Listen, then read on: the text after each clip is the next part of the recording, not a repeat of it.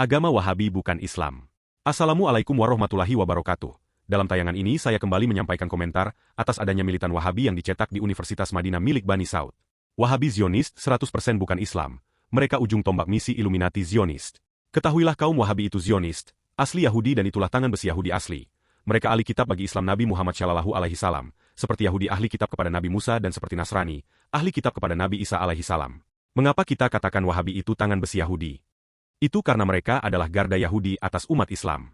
Faktanya ulama Wahabi bin Bas, Utsaimin dan Albani mengharamkan membela Palestina dari penjajahan Yahudi sebab kalau Yahudi langsung mau merusak Islam, itu sangat tidak mungkin dilakukan mereka. Hanya lewat Wahabi jalan paling strategis untuk balas dendam kepada Nabi Muhammad Shallallahu Alaihi Salam.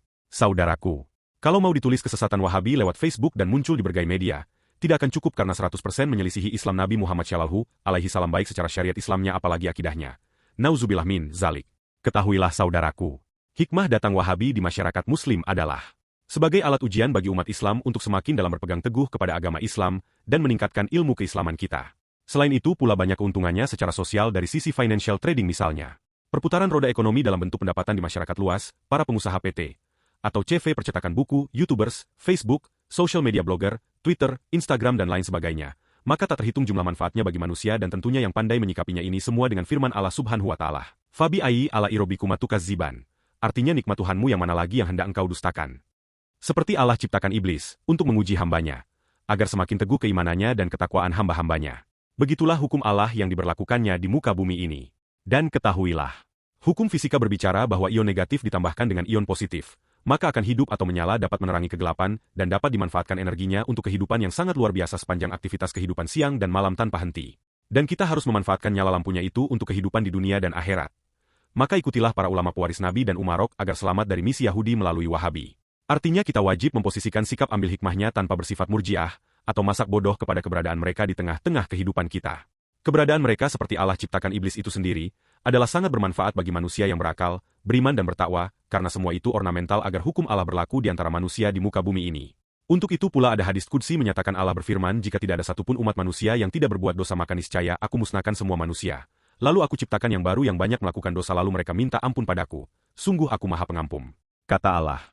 Dan Allah pun berfirman al-insanu kotoa wal nisyanan. Artinya manusia itu tempat salah dan dosa. Jika ia salah terus, kafir terus, dan sombong terus itu iblis, bukan manusia namanya. Jika ia berbuat baik terus tanpa dosa maka ia itu malaikat bukan manusia namanya.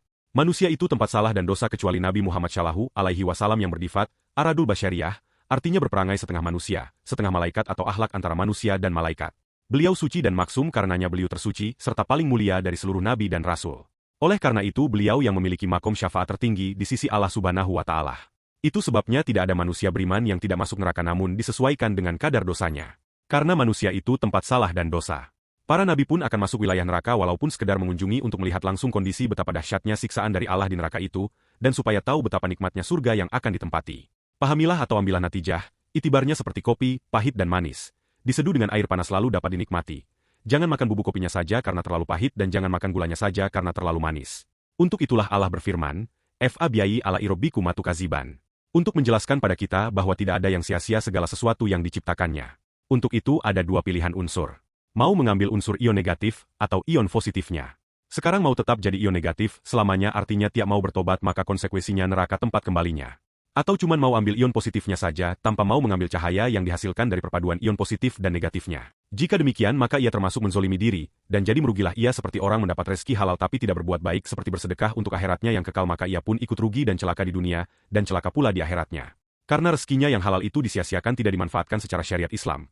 Untuk berbagi, saling tolong-menolong, infak, sodako dan lainnya bagi kemanusiaan. Sungguh sangat disayangkan karena termasuk tidak bersyukur kepada Allah Subhanahu wa Ta'ala atas nikmat dari rizki yang halalnya itu. Ketahuilah, dengan menyembah Allah seperti Nabi Adam tinggi 26 meter, pernah menceburkan kakinya ke api neraka. Artinya Tuhan Wahabi sama dengan Nabi Idris alaihi salam, dan sama dengan Allahnya agama Kristen Tuhannya pernah mati di tiang salib.